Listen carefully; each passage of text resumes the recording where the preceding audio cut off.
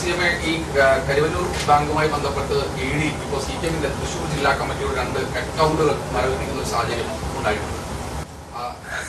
അത് ED-യുടെ ധാരണ ഞങ്ങളെ പ്രവർത്തനം എന്ന് പറയുന്നത് ഞങ്ങളുടെ പാർട്ടിയുടെ ബാങ്ക് അക്കൗണ്ടിന്റെ ഭാഗമായിട്ട് നടക്കുന്ന പ്രവർത്തനമാണെന്നാണ്. ബാങ്ക് അക്കൗണ്ടിന്റെ ഭാഗമായിട്ട് പ്രവർത്തനങ്ങൾ നടത്തുന്നുണ്ട്. അതിന്റെ ആവശ്യത്തിനാണല്ലോ ബാങ്കിൽ അക്കൗണ്ട് വെക്കുന്നത്.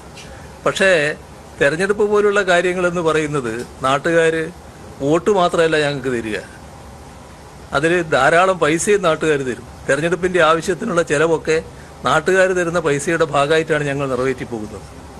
അങ്ങനെ നടത്തുന്നൊരു പാർട്ടിയെ, അവിടുത്തെ പ്രവർത്തനത്തെ നിർവീര്യമാക്കാം ഇതുകൊണ്ട് എന്ന് BJP കരുതിയിട്ടുണ്ടെങ്കിൽ അത് കടുത്ത അബദ്ധമായിപ്പോയി.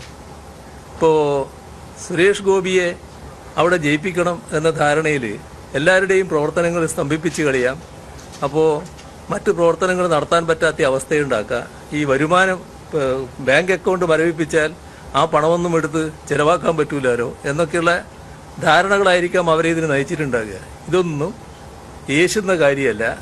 നമ്മൾ കാണേണ്ടത് അവിടെ സുരേഷ് ഗോപി എന്ന് പറയുന്നയാൾ 3-ാം സ്ഥാനത്തായിരിക്കും.